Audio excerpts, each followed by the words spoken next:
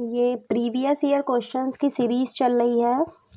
लोक सेवा आयोग द्वारा जितने भी एग्ज़ाम कंडक्ट कराए गए हैं, उनमें टॉपिक वाइज़ ये सीरीज़ तैयार की गई है और ये रिवीजन का बेस्ट मेथड है। इसके पहले हम लोग 8 चैप्टर्स कवर कर चुके हैं और ये 9th है डीपीएसपी का। और ये रिवीजन का बेस्ट मेथड है कि आपका सारा जो है क्वेश्चन वाइज़ पीवाईक्यू के फॉर्म में मल्टीपल चॉइस के फॉर्म में आपका तैयार हो जाता है और ये सारे पीवाईक्यूज़ ही हैं जो कभी ना कभी किसी न किसी एग्ज़ाम में पूछे गए हैं। तो स्टार्ट करते हैं। कैसी लग रही है सीरीज़ बताइएगा ज़रूर, लाइक करिएगा, कमेंट करिएगा। निम्न में से कौन सही सुमेलित नहीं है?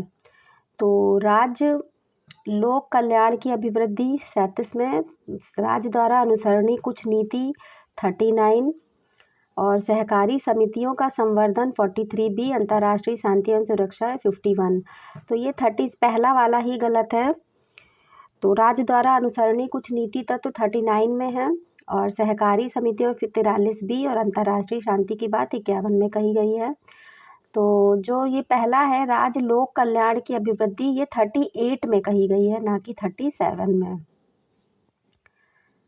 निम्न में से राज्य में नीति निर्देशक तत्वों का कौन सा अनुच्छेद राज्य को निर्देशित करता है कि वे उद्योग के प्रबंधन में कामगारों की सहभागिता सुनिश्चित करें?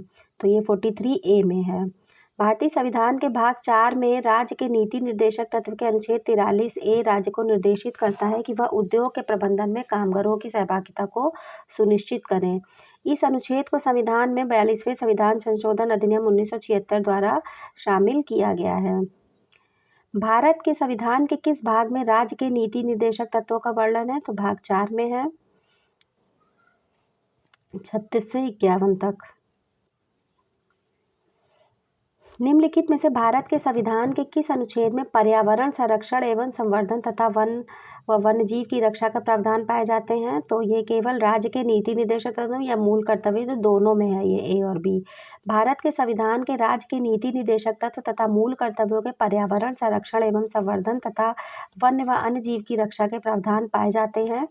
42वें संविधान संशोधन 1976 द्वारा संविधान में निर्देशक तत्वों के तहत अनुच्छेद 48A के अनुसार राज्य देश के पर्यावरण के संरक्षण तथा संवर्धन का और वन्य तथा वन्य जीवों की रक्षा का प्रयास करेगा, जबकि अनुच्छेद 51AG के अनुसार प्राकृतिक पर्यावरण की जिसके अंतर्गत वन, झील, नदी, वन्य जीव है, रक्षा करें, उसका संवर्धन करें तथा प्राणी मात्र के प्रति दया भाव रखने का कर्तव्य निर्धारित है। भारतीय संविधान में कल्याणकारी राज्य के विचार को सम्मिलित किया गया है, तो ये नीति निर्देशक तत्वों में और प्रस्तावना दोनों में है। भारतीय संविधान के भाग 4 अनुच्छेद 36 से 51 तक में राज्य के नीति निर्देशक तत्वों का उल्लेख किया गया। इस आयरिश संविधान से लिया गया है। भारतीय संविधान निर्माताओं का लक्ष्य भारत के कल्याणकारी राज्य की स्थापना करना तथा इसके विचार संविधान की प्रस्तावना नीति निर्देशक तत्वों में समाहित हैं। भारत के कल्याणकारी राज्य होने का विचार, ये बार बार वही रिपीटेड है।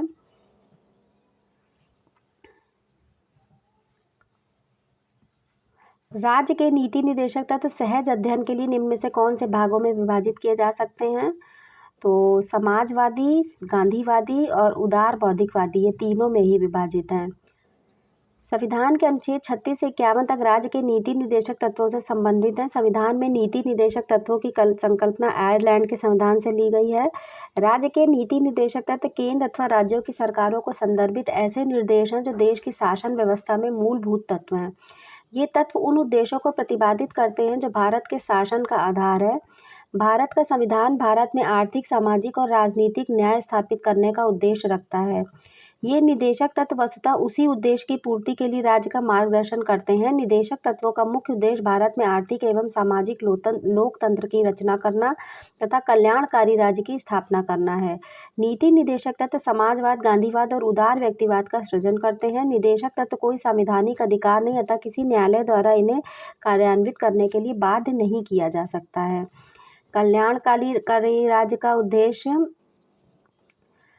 तो कमजोर वर्ग के कल्याण का प्रबंधन करना, मेन इसका काम यही है। राज्य के नीति निदेशक तत्वों का उद्देश्य कल्याणकारी राज्य की स्थापना करना है। 1942 में बेवरेज रिपोर्ट द्वारा ब्रिटेन में कल्याणकारी राज्य के स्वरूप को स्पष्ट किया गया था। इसमें गरीबी, बीमारी, निरक्षरता, नशाखोरी और अभाव जैसी कुरीतियों से निपटने के लिए राज्य की सक्रियता को आवश्यक माना गया। इसी रिपोर्ट में कमजोर वर्ग के कल्याण का प्रबंधन करना राज्य का उद्देश्य माना गया है। निम्नलिखित में से कौन एक राज्य के नीति निदेशक सिद्धांतों का उद्देश्य नहीं है? तो कल्याणकारी राज्य तो है, सामाजिक आर्थिक न्याय को सुनिश्चित करना। एक धार्मिक राज्य ये नहीं है। धर्मनिरपेक्ष राज्य की स्थापित करना। धार्मिक राज्य कैसे स्थापित होगा भाई?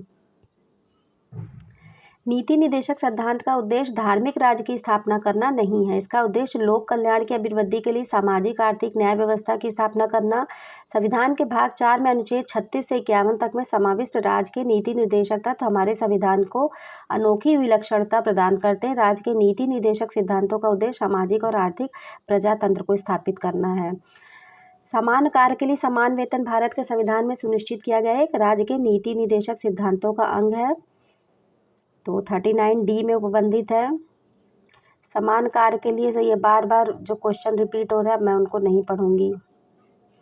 समान कार्य के लिए समान वेतन आर्थिक आधार के लिए विधिक मांग है। ठीक है, समान कार्य के लिए समान वेतन मूलतः आर्थिक अधिकार के लिए एक विधिक मांग है। लिंग के आधार पर वेतन की विसंगतियों को दूर करने के लिए भाग 4 में नीति निदेशक सिद्धांत के अंतर्गत 39D में राज्य के ऊपर यह विधिक दायित्व डाला गया है कि पुरुषों और स्त्रियों दोनों का समान कार्य के लिए समान वेतन हो, और ये 1976 लागू किया गया था।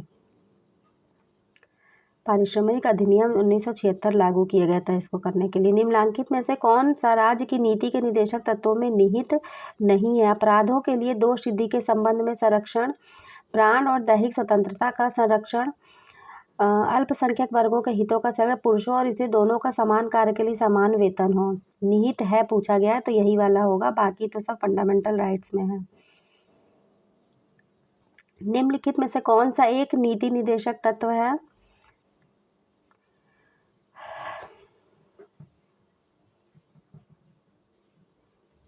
ये वही क्वेश्चन है। निम्न में से कौन एक राज्य के नीति निदेशक सिद्धांतों में सम्मिलित है? तो अस्पष्टता का प्रवर्तन तो ये फंडामेंटल राइट हो जाएगा। पर्यावरण के संरक्षण का यही है, ये आर्टिकल 51 में जो दिया हुआ है। बाकी बी वाला भी फंडामेंटल राइट है, और स्थान के आधार पर विभेद नहीं, ये भी फंडामेंटल राइट है। 42वें संविधान संशोधन 1976 द्वारा राज्य के नीति निर्देशक तत्वों में 48 से एक नया अनुच्छेद जोड़ा गया था, जिसके अनुसार निर्धारित किया गया था कि पर्यावरण का संरक्षण तथा संवर्धन और वन तथा वन्य जीव का संरक्षण राज्य का कर्तव्य होगा। राज्य के नीति निदेशक सिद्धांतों के विषय की पहचान कीजिए।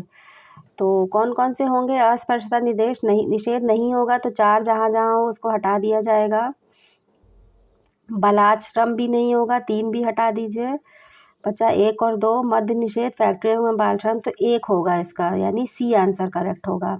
संविधान के भाग 4 में अनुच्छेद 36 से 51 तक राज्य के नीति निदेशक सिद्धांतों का वर्णन है। 47 राज्य को निर्देश देता है कि राज्य अपने लोगों को पोषाहार स्तर और जीवन स्तर को ऊंचा करने और राज्य विशिष्ट मादक पेयों तथा स्वास्थ्य के लिए हानिकारक औषधियों के प्रयोग को प्रतिषेध करने का प्रयास करेगा, जबकि अन्य विकल्प जो है मौलिक अधिकारों के अंतर्गत आते हैं। कौन सा DPSP में सम्मिलित नहीं है? तो यह आप लोग बहुत इजीली कर सकते हैं। नहीं है पूछा है इसमें, तो ये सूचना का अधिकार नहीं है। सूचना का अधिकार एक विधिक अधिकार है। सूचना का अधिकार नीति निदेशक सिद्धांतों में सम्मिलित नहीं है, जबकि मद्य निषेध 47 के तहत, काम का अधिकार 41 व समान कार्य हेतु समान वेतन 39D में है सम्मिलित। संविधान के अंतर्गत काम का अधिकार कहाँ पाया जाता है? तो ये DPSP में है। राज्य के नीति निदेशक सिद्धांतों में निम्न में से किसके बारे में संविधान शांत है? तो प्रौढ़ शिक्षा के बारे में ज़्यादा बातें नहीं करी गई हैं, ज़्यादा क्या की नहीं गई हैं। ठीक है, बाकी सब के बारे में बात हुई है। प्रौढ़ शिक्षा का उल्लेख नीति निदेशक सिद्धांतों में नहीं है। कामगारों के निर्वाह मजदूरी की बात है 43 में। समान न्याय एवं निःशुल्क विधिक सहायता 39A। आरंभिक शिशुत्व देखरेख तथा 6 वर्ष से कम आयु के बालकों की शिक्षा हेतु आर्टिकल 45। निम्न में से कौन एक राज्य के नीति के निदेशक तत्वों में नहीं है? तो पुरुष और महिलाओं को समान कार्य ये है, जीविकोपार्जन हेतु पर्याप्त साधनों का समान अधिकार, अस्पृश्यता, ये सी नहीं है, सी तो फंडामेंटल राइट है। निम्न में से कौन राज्य के नीति निदेशक में सम्मिलित नहीं है?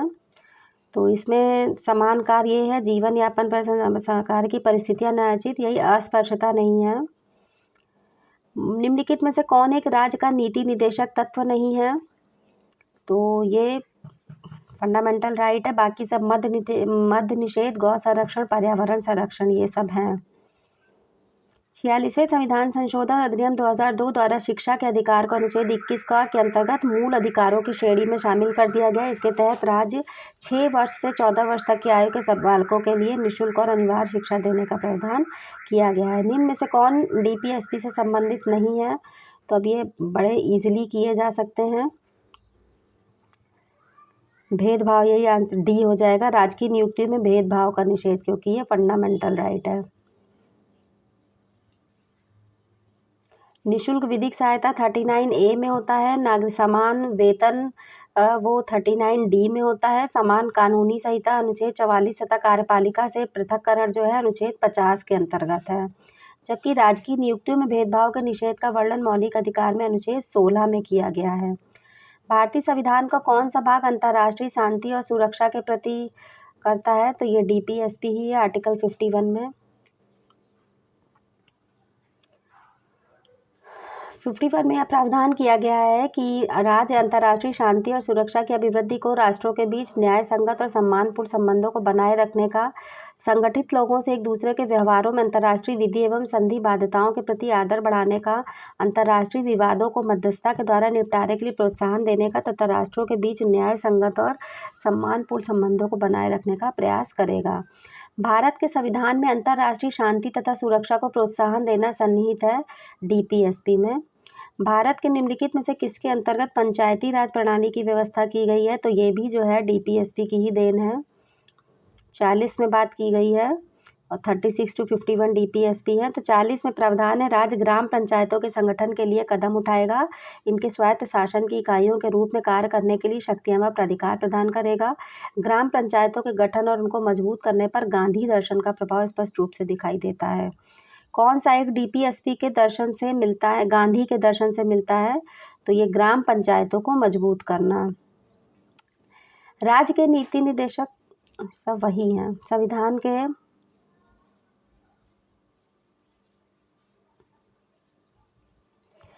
संविधान के भाग 4 में अनुच्छेद 37 के अनुसार नीति निदेशक तत्वों को लागू करना राज्य का कर्तव्य होगा, परंतु इसे लागू करने के लिए राज्य को बाध्य नहीं किया जा सकता। अतः एक प्रकार से यह धर्मापदेश के समान है। फिर भी नीति निदेशक तत्व राज्य को विधायिनी शक्ति प्रदान करते हैं, यद्यपि राज्य को इस विधायिनी शक्ति को प्रयोग करने के लिए बाध्य नहीं किया जा सकता। भारतीय संविधान में राज्य के नीति निदेशक सिद्धांत दिए गए हैं। इसमें क्या पूछा है कि वास्तविक प्रकृति बताइए।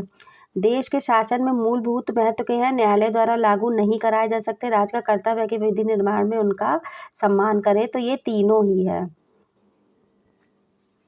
बाध्य नहीं कर सकते हैं, मूलभूत महत्व के भी हैं और इनको विधि निर्माण में उनका सम्मान करना चाहिए। वर्तमान में किसी नीति निदेशक सिद्धांत को मूल अधिकारों पर प्राथमिकता प्राप्त है? तो कौन सा है? केवल अनुच्छेद 39B तथा C में उल्लिखित नीति निदेशक सिद्धांतों को मूल अधिकारों पर प्राथमिकता प्राप्त है। इसमें राज्य के नीति निदेशक तत्व का सामाजिक क्रांति का दस्तावेज भी कहा गया है। तो ये कौन सा अनुच्छेद? आर्टिकल 38 इंगित करता है इनको, सामाजिक क्रांति का दस्तावेज। अनुच्छेद 38 में राज्य के द्वारा ऐसी सामाजिक व्यवस्था के निर्माण का उल्लेख है जिसमें सामाजिक, आर्थिक और राजनीतिक न्याय के साथ साथ प्रतिष्ठा, सुविधा, अवसरों व आर्थिक समानता को स्थापित करने का उल्लेख है। यह अनुच्छेद नीति निदेशक तत्व के संबंध में सामाजिक क्रांति का दस्तावेज कथन को पुष्ट करता है। कौन सा एक गलत है पूछा है? मूल कर्तव्य मौलिक अधिकार का हिस्सा है। मूल कर्तव्य मौलिक अधिकार का भाग नहीं है, तो ये सही है। मूल कर्तव्य जो मौलिक अधिकारों का भाग नहीं। भारतीय संविधान के भाग 4 के मौलिक कर्तव्य गिनाए गए हैं और अनुच्छेद 51 में प्रत्येक भारतीय नागरिक 10 कर्तव्यों की व्याख्या करता है। तो ये दोनों गलत है, A और D। मूल कर्तव्य भारतीय संविधान के भाग 4 क में उल्लिखित हैं। मूल कर्तव्यों की व्यवस्था 42वें संविधान संशोधन धारा अनुच्छेद 51 जोड़कर की गई है, जबकि मूल अधिकार भाग 3 के अंतर्गत 12 से 35 में शामिल किए गए हैं। मूल कर्तव्यों की संख्या 10 थी, किंतु 46वें संविधान संशोधन के पश्चात ये 11 हो गई है। निम्नलिखित में से किसने नीति निर्देशक तत्वों को ऐसा चेक बताया जिसका भुगतान बैंक की सुविधा पर निर्भर है? तो ये केटी शाह ने बताया है। राज्य के नीति निर्देशक तत्व संविधान की आत्मा है, जो संविधान को सामाजिक दर्शन को समाविष्ट करते हैं। ये किसने कहा है कथन? तो ये ऑस्टिन ने कहा है, ग्रैनविल ऑस्टिन ने, कि राज्य के नीति निर्देशक तत्व संविधान की आत्मा है, जो संविधान के सामाजिक दर्शन को समाविष्ट करते हैं। मनरेगा कार्यक्रम निम्नलिखित में भारतीय संविधान के किस अनुच्छेद को लागू करने हेतु लाया गया है? तो अनुच्छेद 43। ये राज्य उपयुक्त विधान या आर्थिक संगठन आदि या विधि बनाकर कर्मचारी या कर्मकारों के लिए न्यूनतम मजदूरी सुनिश्चित करेगा। 43 के क्रियान्वयन हेतु भारत सरकार ने राष्ट्रीय ग्रामीण रोजगार गारंटी, ये पूछा जा सकता है कि मनरेगा किसके तहत? तो 43 के लिए, ठीक है, जिसके अंतर्गत रोजगार एवं न्यूनतम मजदूरी की वैधानिक गारंटी दी गई है। लोक सेवाओं में न्यायपालिका का कार्यपालिका से पृथक्करण सम्मिलित है, तो ये डीपीएसपी में ही है, आर्टिकल 50 में आता है ये। कौन सा नीति निर्देशक तत्व अभी तक कार्यान्वित नहीं किया गया है? तो मद्य निषेध का कार्यान्वयन नहीं किया गया है। भारतीय संविधान के अनुच्छेद 47 के अनुसार राज्य व्यक्तियों के जीवन स्तर को ऊंचा उठाने का प्रयास करने तथा मादक पेय के उपभोग का प्रतिषेध करेगा। इस दिशा में भारत सरकार एवं राज्य सरकार ने कोई प्रभावशाली कदम नहीं उठाया है। हालांकि गुजरात और बिहार राज्य ने ऐसे मादक पेय पदार्थ पर पूर्ण प्रतिबंध लगाकर इस दिशा में प्रयास की ओर कदम बढ़ाया है, बिहार और गुजरात ने। भारतीय संविधान में वर्णित राज्य के नीति निर्देशक सिद्धांतों के अंदर किस अनुच्छेद में पर्यावरण विकास का संरक्षण सम्मिलित है? तो ये 48D है।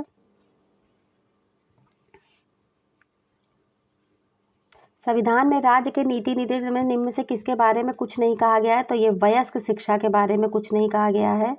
संविधान कुछ राज्य के नीति निर्देशक तत्व निर्धारित करता है या राज्य कर्मचारियों के लिए निर्वाह मजदूरी, कार्य की मानवीय स्थिति, जीवन का शालीन स्तर, उद्योगों के प्रबंधन में कामगारों की पूर्ण सहभागिता प्राप्त करने का प्रयास करेगा। 14 वर्ष की आयु तक के सभी बच्चों के लिए उपयुक्त व अनिवार्य शिक्षा का प्रावधान है। समान अवसर के आधार पर न्याय का संवर्धन करना, मुफ्त कानूनी सहायता की व्यवस्था करने का प्रावधान है। लेकिन नीति निर्देशक तो वयस्क शिक्षा के विषय में कुछ नहीं कहा गया है। निम्नलिखित में से कौन सा राज्य का नीति निर्देशक सिद्धांत भारतीय संविधान के बाद में जोड़ा गया है? तो ये मुफ्त कानूनी सहायता, जो ये 39 में है, 42वें संविधान संशोधन के माध्यम से प्रदान किया गया है। इसके तहत समान न्याय निःशुल्क विधिक सहायता का प्रावधान किया गया है। 42वें संविधान संशोधन के द्वारा राज्य के नीति निर्देशक निम्नलिखित कौन से जोड़े गए हैं? तो समान न्याय और निःशुल्क विधिक सहायता, पर्यावरण की रक्षा, उद्योगों के प्रबंध में श्रमिकों की भागीदारी, आय और ओहदों की असमानता को कम करना। तो इसमें 1, 2, 3 और जोड़े गए हैं, ठीक है। समान न्याय और निःशुल्क विधिक सहायता, पर्यावरण की रक्षा और उद्योगों के प्रबंध में श्रमिकों की भागीदारी।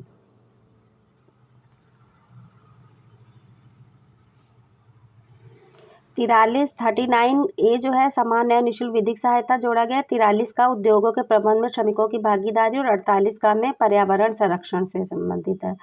तो अब नेक्स्ट चैप्टर हम नेक्स्ट वीडियो में करेंगे। धन्यवाद।